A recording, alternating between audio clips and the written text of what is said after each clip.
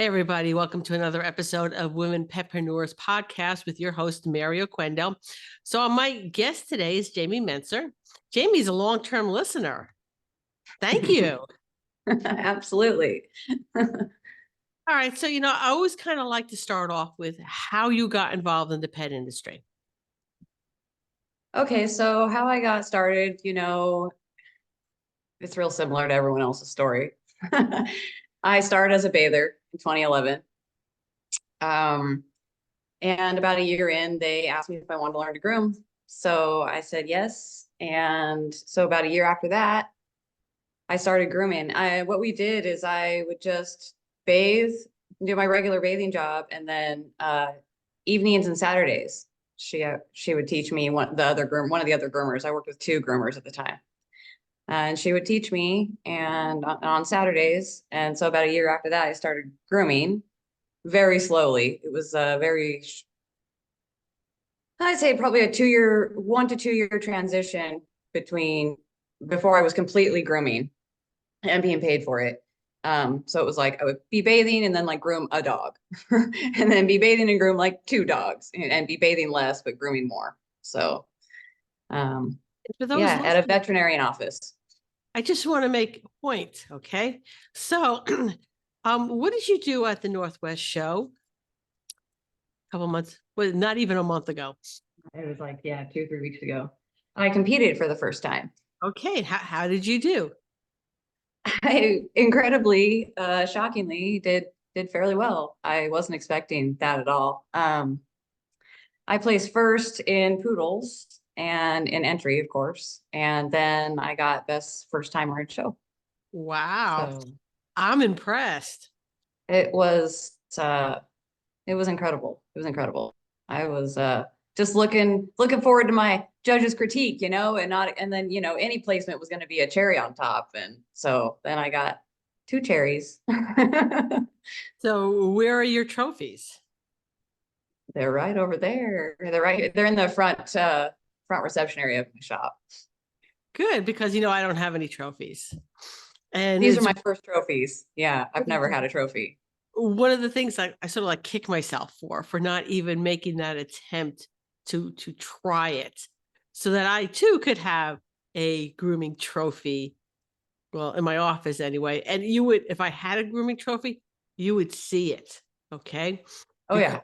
I would make some sort of a light box for it, and it would be on that back wall. Mm-hmm. Yeah. When you walk into my shop, I just have 2 half walls and a gate there in the front, and then it's just wide open to my grooming area. So with the little reception area, I've got a nice bookcase on one end. And so they're in the bookcase with my photos, nicely framed.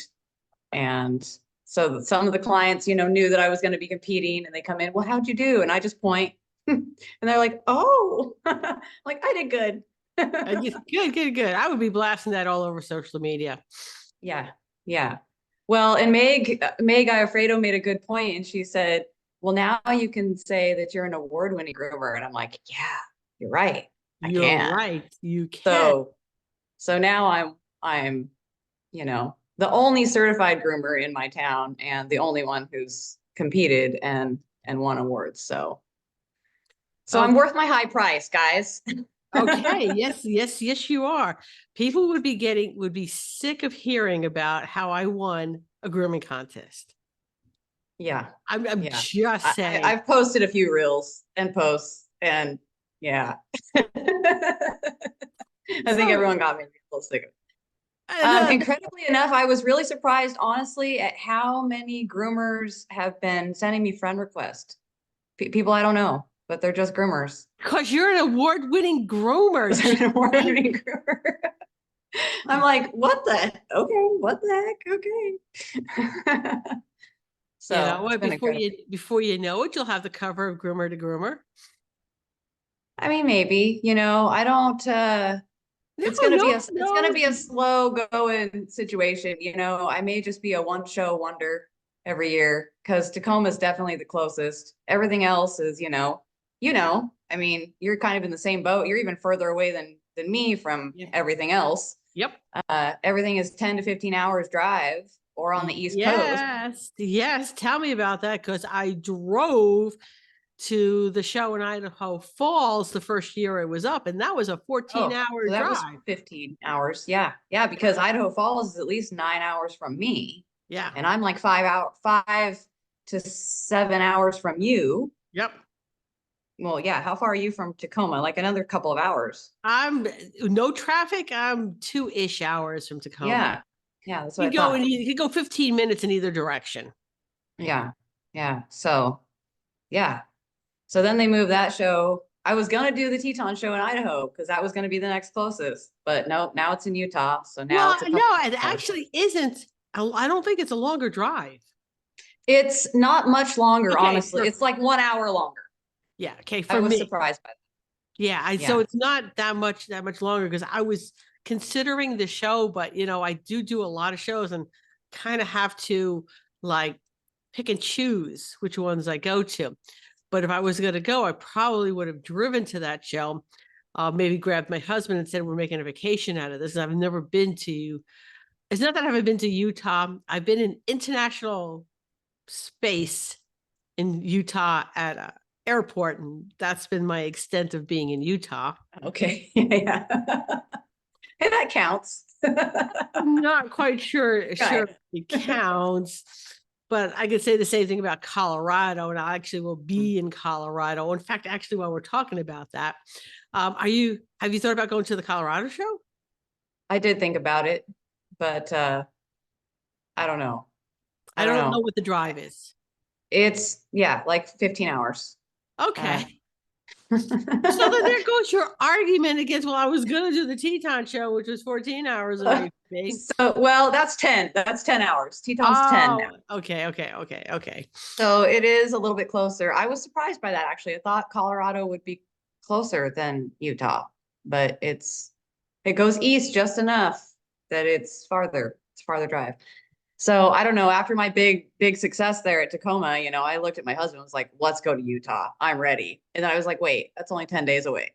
The dog's not going to have enough hair. You have plenty of hair for the Colorado show. So let me tell you probably one of the couple of reasons why I'm going to the Colorado, besides the fact that she's paying me to go. Okay, but let's take that always helps a little. That helps. We'll take that off the table. Okay. She's having, because of the way it's set up, she's having food trucks come in. Oh, that's right. I've heard you talk about this, the crepe truck. The crepe truck. Oh boy, the crepe truck. Yeah. You know what we have here? Well, they kind of restructured it this year, but for several years, every Monday night there was food truck night, and all the food trucks in town would gather at one location, and they'd have music, and it was great. Then we had a crepe truck. Oh yeah, forever. And it was so good. I've got so much crepes on my mind that I actually went to this really good breakfast place that makes crepes, and I had a strawberry crepe. Yes. We've got a really good place here. It may be a small town, Walla Walla, but we have so much good food here. Much good food. Sequim is a tourist town. It's small. And let me tell you, we've got some good food here in Sequim. I went there in 22, and we went to this little 50s diner, like right on the highway. Yes. I love that little place. It was so cool. We were just looking for random food. We weren't that close to it, honestly. I was like, oh, I found it, online. It was like, we got to go to this little 50s diner. Yeah. And the burgers were good. We have some great pictures from that place. Yeah. And, diners like that, a couple things that they make really good is as meatloaf. Yeah. I love a good meatloaf. Yeah. Every now and again. Yeah. Speaking of that, we just got a place just opened, like a country type bar and grill. They even have a mechanical bull that you can ride in there. They have some amazing meatloaf in there. Yeah.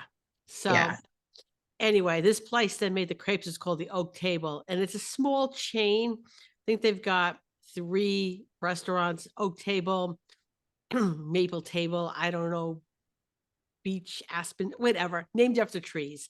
I know the one in Sequim is Oak. Yum.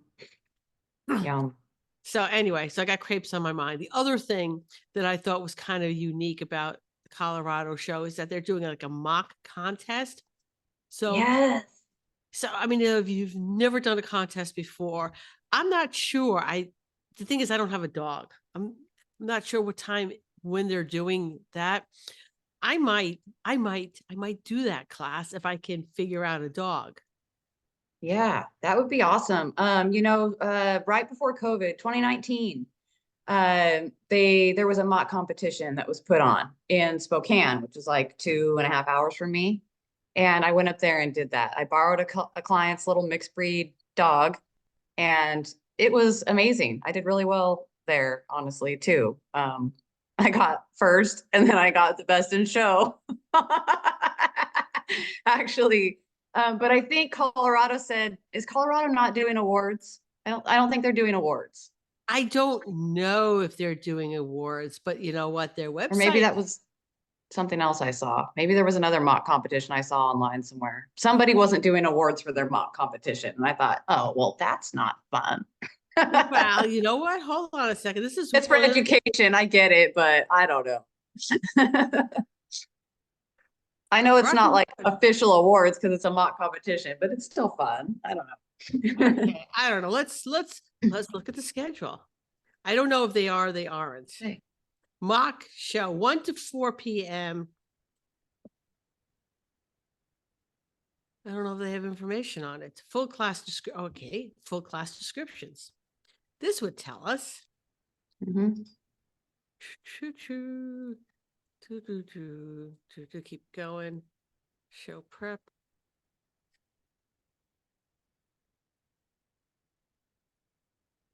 All right. So while I am searching for this, let's move it along because I'm scrolling too fast. Because you're looking for something, so you're going to just skim over it. Yeah. It should be blaringly obvious on what it is. Oh, I just caught a glimpse of Pooh. Oh, did you? He made Yes. his green debut. Well, sometimes he was a little annoyed with me because apparently, oh, here we go, mock show. All right, starting in practice, free to watch. This class is not included with the VIP. Bring your own, no electricity will be provided. But it doesn't say. Show prep. Okay, this is not, it's, you know what? I don't know. Maybe it's in a separate category. Like sometimes I know with like the Barkley shows, is Colorado a Barkley show? Or a Oh, no. WPA show? I didn't think so. I didn't think so. It is But I not. know with the Barkley shows, it's sometimes listed separately, like any awards or whatever. All right, we'll figure that out later. Yeah. Anyway, it doesn't really matter. It would still be fun and educational. It would. So, like I said, now you have no excuse. Yeah. When's Colorado though? Like in July? It's in July, I think well, I just have the website up.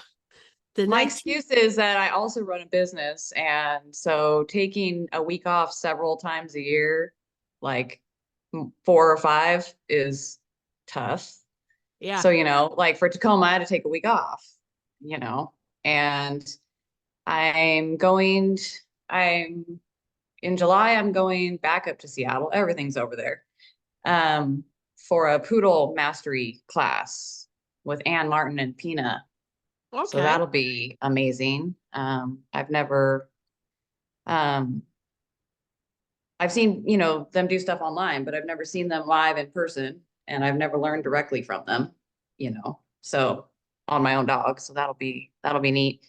I do have time off. I always take a week off in August for my birthday, and sometimes I do things and sometimes I don't. Sometimes I catch up on sleep and housework. So I don't know.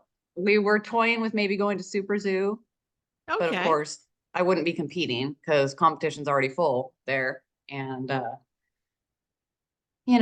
or maybe something else completely different because I need a vacation too. Okay. There's a lot to do in Vegas. I know. Yeah, I've been once. And yeah, I I don't see myself doing anything other than the super zoo stuff, though. I mean, there's just not necessary. Okay. If you go to Super Zoo, bring a good pair of shoes. Oh, I know. I know it. You're I know gonna it. need them. I was there one year and first day, one of my friends, and she's wearing these really, really cute sandals. And I'm thinking, is that really smart to They wear? didn't last long. Oh, no. I think she made it maybe an hour into it. And then she went up and bought a very, very expensive on the promenade pair of sneakers. Yep. Well, let me tell you, I learned one very, very important lesson my visit to Vegas, and that was just because you can see it does not mean you should walk to it. Because we were at our hotel. I don't even remember what hotel we were staying in, but I wanted to go to the aquarium down there at Mandalay. wherever, Mandalay Bay. Well, there it is, babe, just right down the road there. We can walk. Let me tell you what, I had good shoes on, okay? I walked before until my feet hurt. I walked till my knees hurt. I have never until that day walked until my hips were hurting. Like we had to stop halfway in some other hotel and rest in their lobby for like an hour. Okay. And then, oh man, we finally made it and walked through the aquarium, but it was rough. Yeah, you know what? So my husband was having a minor procedure. Oh no, actually, this is when he was having knee surgery. So he was having knee surgery in Seattle at the hospital. So I had time, and apparently it's only from the hospital, only a 20-minute walk to Pike's Market. Okay. Not bad. Yeah, okay. It's 20 minutes downhill, which you think would sound easy. Easier than uphill.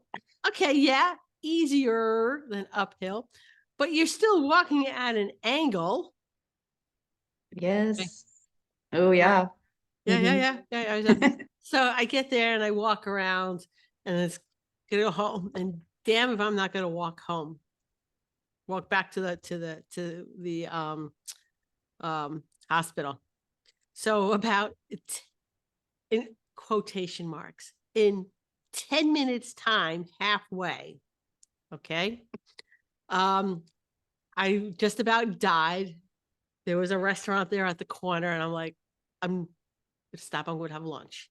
Okay. It was an extraordinarily expensive restaurant. I didn't care. Of course. Didn't care. It was probably purposely placed at that 10-minute mark. Yeah. And I had very, very expensive lunch. And then I walked the other 10 minutes, okay? Back. But more like 10 miles. Oh my. It was all uphill. Oh boy. Fortunately, it was January, so I wasn't dying of heat. Oh, maybe there was a little ice. You were just slide a little.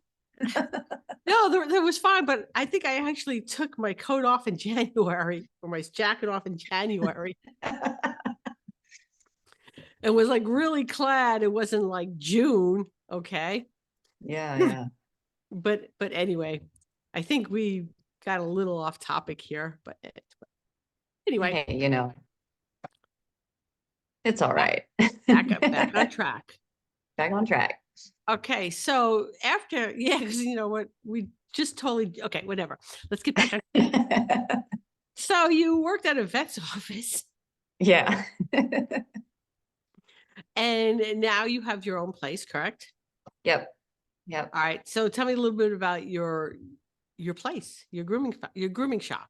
So my shop is Divine Canine Groom Studio. I opened in December of 21.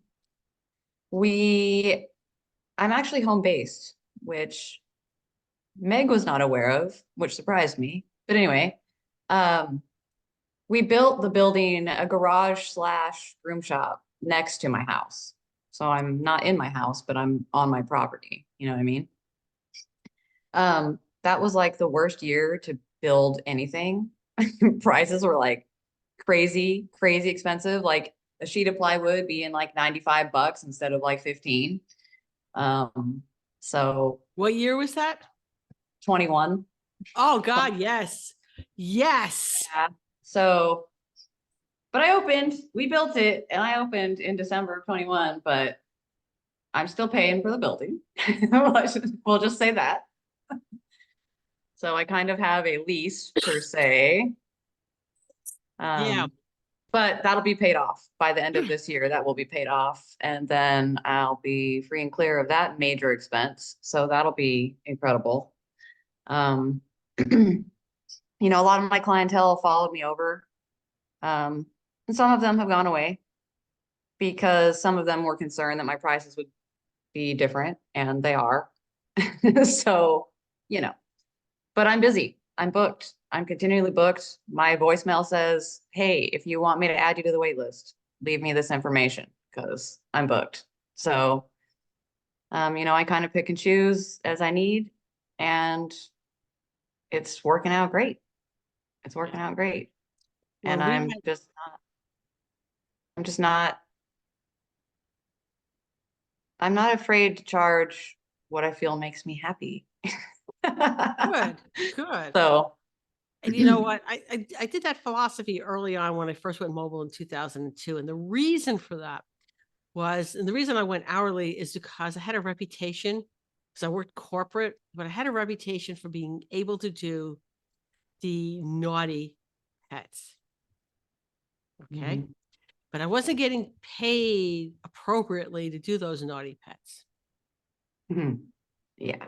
So when I went on my own, I was going to like, I'm going to continue to do these particular pets. I need to be compensated properly for them. So Absolutely. They take more time, they and take more. they're like emotionally taxing. You Yes. know, I wouldn't want 6 of those in one day, Yeah. but 6 little well-behaved Shih Tzus or whatever, I'm good. I'm good, you know? Yes. So yeah, absolutely. So I found out that my prices were weeding out the naughty pets. And I'm like, this is a good thing. This is a really, really good thing. To the point that when new mobiles would come in the area, I would find out what their pricing is. And if they matched me, I went higher. Oh, we can't have that. We can't have that. Yeah. We can't have that. You're charging the same as me. Oh, no, no, no, no, no, no. You know, and it's like, stop matching my pricing. Okay. Yeah. Part of me felt like for someone to tell me that they come to me because I'm cheap is the most offensive thing to me. Yeah. I definitely don't want you coming to me because I'm cheap. That is the last reason on earth I want you to come to me. I want you to come to me. Well, and I also don't want you to come to me because, well, you're the most expensive, so you must be good. I don't want that either. I want you to come to me because you looked into groomers and you were like, this one is going to be safe for my dog. This one is going to take good care of my dog. Yeah. This one knows what she's doing. I You have know? had a client actually tell me, and I'm quoting her, hey, Mayor, we've had better grooms over the years. However, there's no one I would rather take Boober to than you. I would never take Boober anyplace else. And I'm like, you know, Barb, I know there's a compliment in there. I know that. I just find You it. got to dig a little. I got to dig a little bit, you know? But yeah, come to me because I'm going to take care of your pet, right? Because I love your pet and your pet. Because that also shows that they care about their dog, Yes. not just, oh God, just get it done. Just, it needs to be done. Just get it done, you know? So, And I feel you on the prices. And I got a little bit lucky. We had this house built. We locked in the contract in 2019. We locked in the pricing, everything in 2019. So the way this company worked is that you lock in the pricing, you agree on everything, they go buy the materials then and there, and then your price doesn't go up because they've already purchased the materials. And all I could think was, thank God on that, because once COVID hit, yeah. the pricing just went through the roof. It was that to build this house probably would have added on another 200,000 to build this house. Yeah, my husband's a contractor and he actually had to put a time limit on on bids. Like, this estimate is good for so many days. Yeah. And if you don't make up your mind by then, I have to give you a new estimate because prices are changing so frequently and so much. Yeah. So, yeah. So, yeah, I was really glad that we did that then and not waited another year on it. So, Absolutely. anywho, Yeah. back to topic. How do you like working from home? I love it. I love it. I'm an introverted person, and I felt why I ended up even building the shop in the worst year ever was because when COVID hit, we were closed for 2 months. So I had 2 months off work, and I realized how stressed out I was there. And so when I had to go back, I was like, in tears, and I like kind of had a small emotional breakdown and called my husband one day and was like, we got to do something. We got to do something. I'm just way too stressed out. I can't work anywhere else in this town because it's like Petco, PetSmart. I'm just nothing against groomers who work for corporations. I mean, there's incredible groomers that work there. It's just not for me. So I'm like, we either got to move or I got to start my own shop. There's two options. So, so this is the one we took. We were able to make it happen financially. So for the most part. So, yeah, so I've really been enjoying it. At first, I was worried about certain things like weirdos knowing where I live or people hassling me and, I'm alone or whatever. Because like I said, I was working with 2 other groomers, and then we had 2 bathers as well. So, and a person who would come in at the end of the day and do like cleaning and reception stuff in a very small space. So now I feel like I got room to move. I got room to breathe. People talking to me throughout the day, like socializing with me, is distracting to me and slows me down big time. And so I find it easier to stay on track, stay on time, working by myself. And I listen to all kinds of podcasts and educational classes. I'm always listening to groomer. I got a groomer in my ear usually while I'm grooming. Okay. Until I run out of stuff, and then it's music or whatever. But so I don't find it gets too lonely. I love it. I haven't had issues. I haven't had any of the issues that I thought I would maybe have. So Okay. You mean mobile groomers, we work by ourselves too. mhm. Okay. So I would do my socializing with the client first. Please do not come into the truck with me. Oh yeah, I Okay. would have that rule too if I was mobile. I only had one exception to that rule. Well, 2 exceptions. One were cat owners. Yeah. Only because I found that cat owners are not like dog owners. Well, and Okay. cats are not like dogs. No, we're So that's very talking different. dogs and cats are 2 different species, and their owners could literally be 2 different 2 species. different species. Yeah. So I always found cat owners to be more in tune with their cats, and just made the cat grooming go easier and faster if they were there. Okay. Mhm. Whereas dog owners are like, I charge by the hour, right? You're slowing me down by a good half hour. You know what my hourly rate is, right? You want to add an extra $50 to this groom, or do you want to wait in the house for me? Yeah. Yeah. Yeah. Most of them are like, I'm just gonna go wait in the house. Yeah, that's a good choice. Yeah. Yeah. Go watch your TV or Yeah. something. My favorite clients were the ones who weren't even home.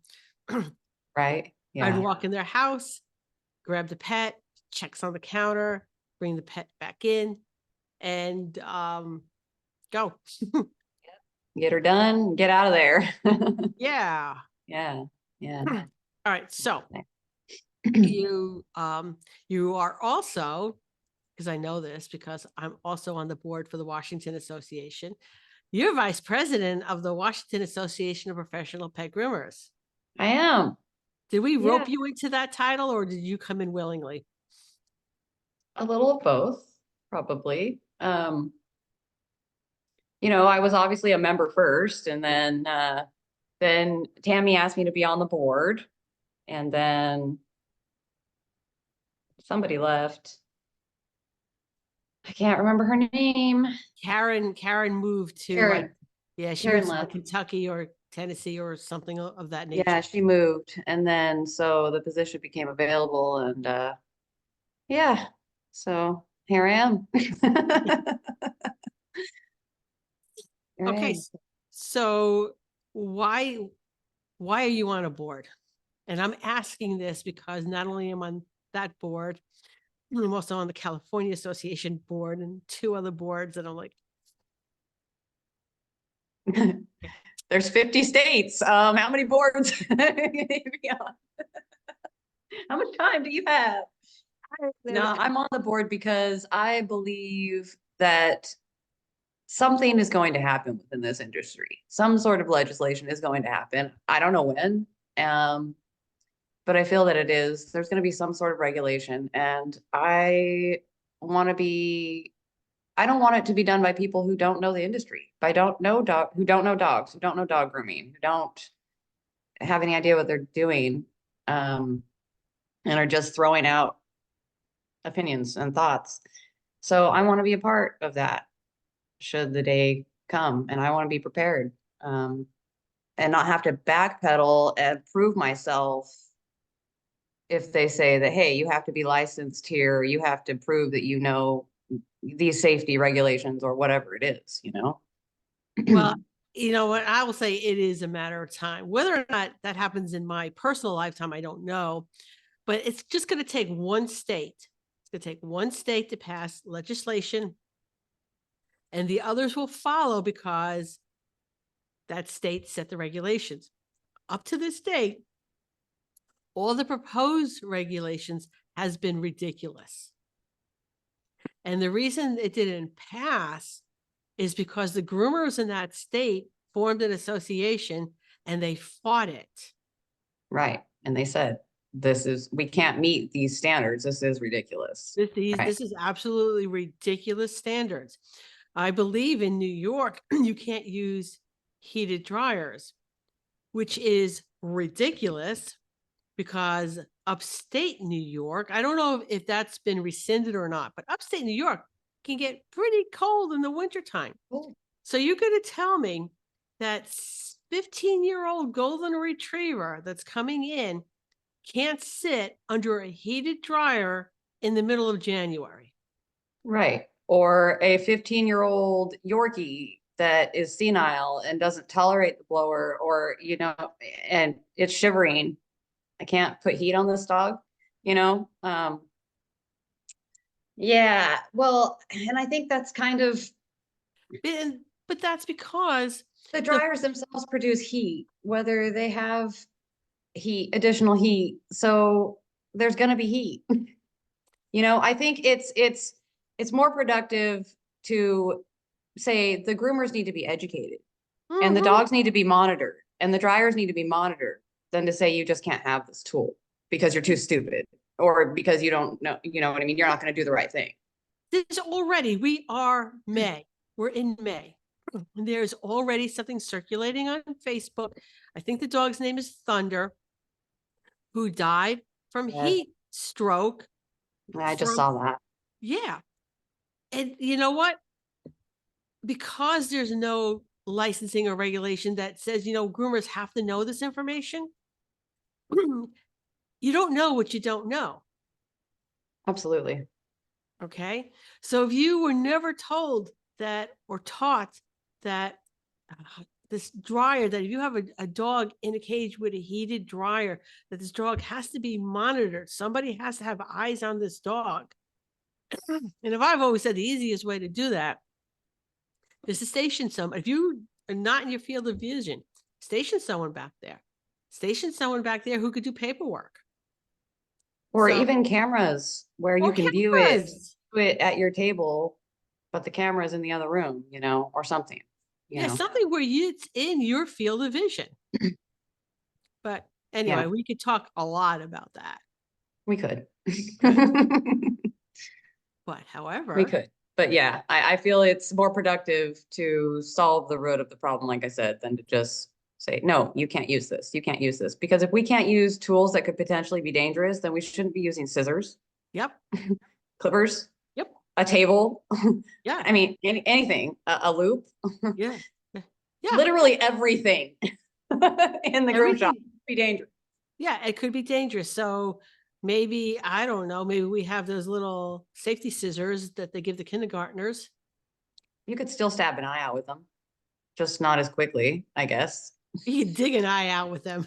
I mean,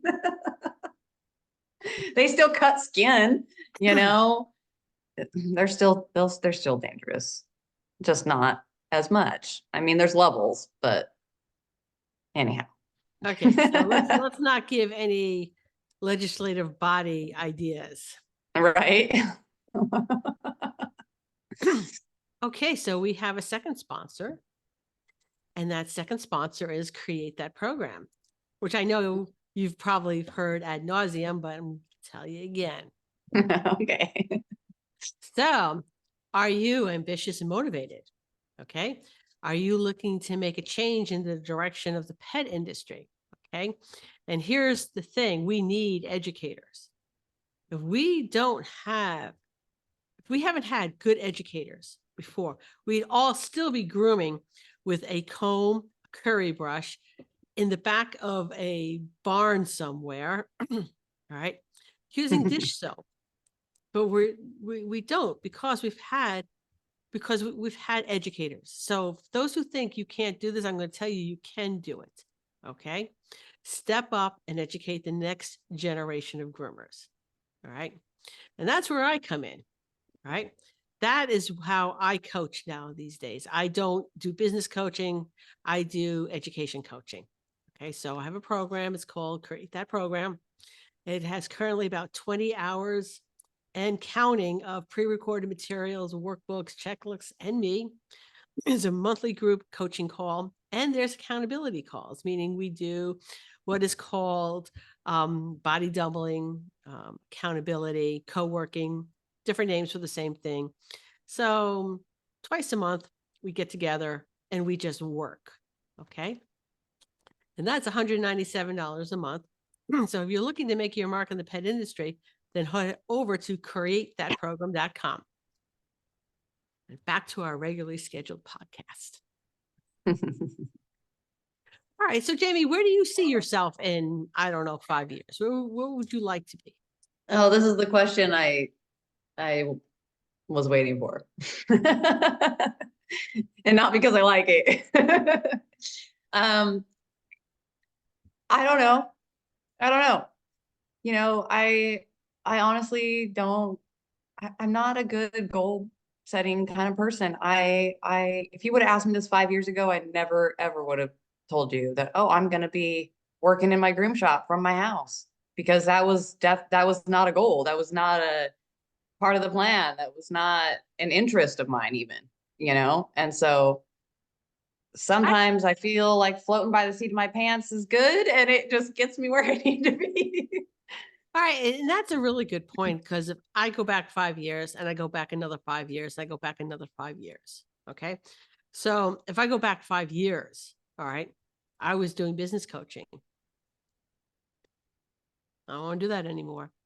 Yeah. You can change the direction in which you're going into. All right. Yeah. If I'm looking 5 years ahead, I'm thinking, geez, in 5 years, I may not be in the pet industry anymore. Because, you know, I got a greenhouse out here. Yeah. Yeah. You broke yourself into a whole full-time job. Oh my gosh. Let me tell you, my husband has been talking about a greenhouse for about the last year. And I'm like, we do not have time for this. Are you going to quit your construction industry job? Because that's what you're going to have to do, because I have no time. And so it's a full-time job. So well, yeah, here's the thing.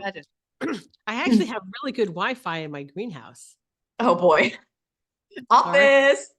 Well, so for Mother's Day, my husband got me one of those adjustable tables that can go up and down.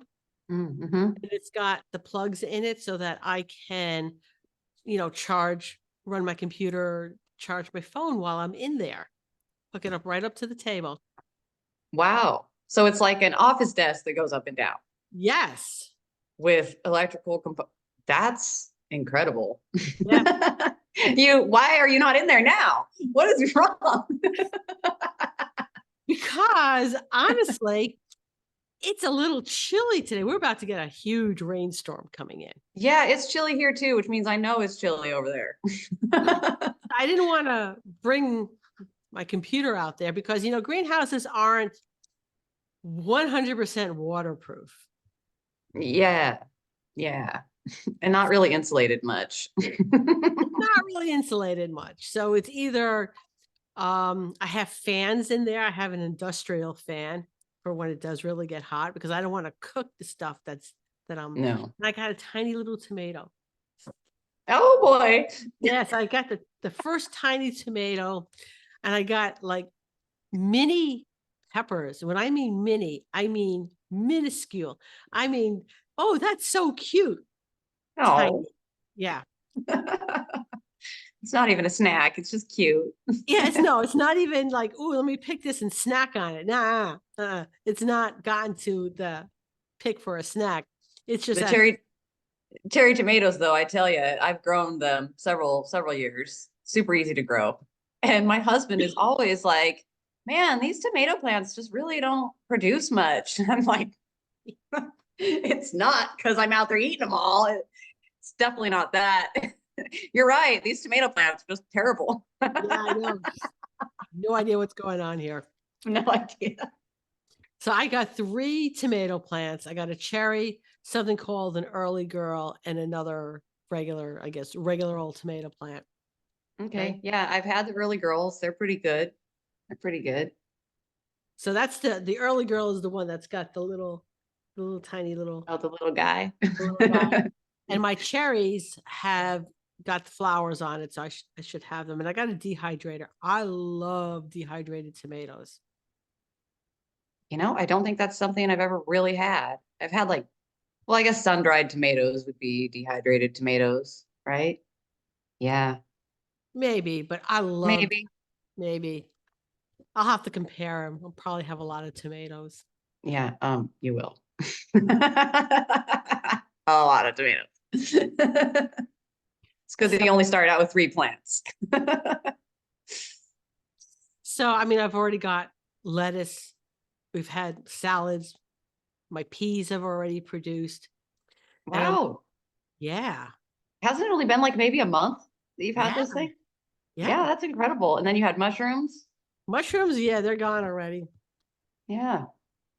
Wow. I'm thinking of I'm part of all these groups, so I might go over to Walmart, get a couple of hampers, fill them up with dirt one for strawberries. With the tall ones with the holes. The holes in them? Yeah. Okay, I see it. Yeah, that's a good idea. And one for mushrooms. Yeah. Do it. That's cool. Do it. What's going to be hanging? You got to have something hanging, right? And I haven't decided yet. So, I've got a lot of stuff in there because my husband, who, is not a plant guy, every time he is now. Every time we go into Home Depot, ooh, this looks nice. Ooh, this looks nice. So I have a garden shop, and that's where I'll pick up my vegetable stocks. I haven't done anything by seeds, and I might do seeds next year. Didn't you just say, I think it was on Traveling Groomers, didn't you just tell Chris that he used the word pretty describing a plant? Isn't this pretty? I said, he's a plant guy now. he's a plant guy now. Ooh, look at this one. So, and we scored at the local co-op these huge planters for $20. Oh, cool. Yeah. That's a score. That's a score. Yeah. So, they're not the prettiest looking ones, but they were $20. But they do the job, and then you just get more plants to go around it, so it hides the ugly pot. So, yeah. And someone had told me that your greenhouse will never be big enough. Yeah, no, it won't. Not once you get bit by the bug Yeah. and you get started and you really get the hang of things and you start having success, growing a lot of stuff. Yeah. So So you're anyway, stuck. I'm So stuck. I'm glad I have you while I do here in the pet industry before you go to gardening. Yeah, I'll be like, I'm busy right now, you know? But anyway, so that's what's going on now. And that's probably what I'll be doing in 5 years. But if you would have asked me 5 years ago, would that have been a goal? It would not have been. So I do like to plan a little bit ahead, meaning I'll put the bug there. So I'll think about, well, what would be nice in 5 years? Okay. Yeah. So right now, what would be nice in 5 years is that I am 100% retired from grooming, from the pet industry, meaning, you know what, I will probably show up at the Tacoma show, you Well, know? I mean, I you mean, got to. I really gotta. You got to say hi to everybody. You gotta say hi, everybody, and remember me, right? I used to be somebody in this industry. Now I'm just Yeah. the crazy plant lady, but whatever. Yeah. Yeah. Hey, it could be worse. Be Someone said, worse. the next thing you do is gonna get chickens. And I'm like, I'm not gonna get chickens. And then I'm thinking, well, this fence out here, at some point's gotta have to be replaced. I can make it bigger. Yeah, well, speaking of chickens, I have chickens. And just this morning, I went out to feed my horses and the chickens. Hubby left the door to the coop open last night, and there was a small massacre of chickens, unfortunately. So now I'm down. I had 8, a rooster and 7 hens. I have the rooster and 2 hens for sure. 3 hens are missing. So I don't know. I don't know. So chickens can be a sad situation sometimes when That's you what make mistakes. that's what I have heard. So That you have to be really anal about making sure that the chickens, and we have eagles, yes, we hawks. do too. We have big hawks, not really so much eagles. And in fact, I have witnessed one actually pick up one of my chickens and then ended up dropping it back in the yard, and the chicken was fine, because me and the rooster were out there going, ah. So yeah, like I said, but we're human, we make mistakes, and we've never had this happen to this extent. We've lost a bird here or there. So lesson I'm learned, well you aware of know. because I got snack sized dogs. Yes, that's true. So, but Yeah. I mean, I think sometimes I think I'm a little jaded being out here, and I've only been out here for like 5 years. I'm driving along 101, and there's this eagle just swooping down, probably for a mouse or something. And I'm like, oh, an eagle. Yeah. No See 'em all biggie. the time. See 'em all the Whatever. time. Yeah.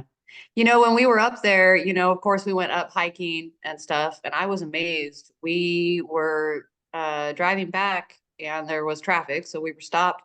There was a deer alongside, like right there on the edge of the road, just coming up to people, Hmm. just like it was a pet. It was crazy. Yeah, we've got the deer are like pets here. Angie came up and she's like, they're in your yard. And I'm like, yeah, I gotta shush them out of the way when I'm trying to get out of my driveway. Yeah. Oh gosh. Really there. They're like, move. Yeah, Here's move. Pooh again. There he is. We also have elk. Yeah. Mhm. And during rutting season last year, I actually had an elk just like run right across my backyard. I was in the middle of doing a podcast, I think for the Traveling Groomers. And I'm like, oh my God, we have to stop for a second. There's an elk in my backyard. Well, Yeah. running through Yeah. my backyard. Yeah, that's cool. Yeah, we saw the deer. I saw seals when we were down at the ocean. Then we went to the Hoh rainforest. We hiked around there, saw some birds. Oh, Pooh's got something to say. We've never heard his voice before. Well, my husband dared to be in visual Uh-oh. Yeah. because this is his space. This is not anybody else's space. He tolerates Cecil being here, and that's it. Mm. He's a number two. He's the close second. He's okay. All right, so back to the question. Where would you like to be in 5 years? What I'd like to be. Oh gosh. Man. I don't know, to make some way in the competition world would be nice, just for my own, I don't have any like incredible goals. I don't desire to be on GroomTeam necessarily. I just want to know as much as I can know. I just want to do the best I can. I just, and I want to just prove that to myself that I can, I guess. Of course, I'm always trying to grow the business, but not really because I don't want employees. I don't want 12 locations. Because I'm just like a one-man show here and I can't do all that, right? So, I pretty much have it the way I want it. I'm pretty much working as much as I want. Or as little as I want. I mostly have great clients. So, but on the other hand, also, I think it would be great fun to just get like an RV and just have dogs and just travel the country and compete and, getting into dog showing would be maybe cool. But that's like a whole lifestyle. This is what I'm hearing. So I don't know. So I think in 5 years, I'd like to be on GroomTeam. Yeah, I don't know, Mary. I'm not saying anything here anymore without a lawyer because then you are going to be all over my case. Making me do things in a timely fashion. Oh, I would never do that.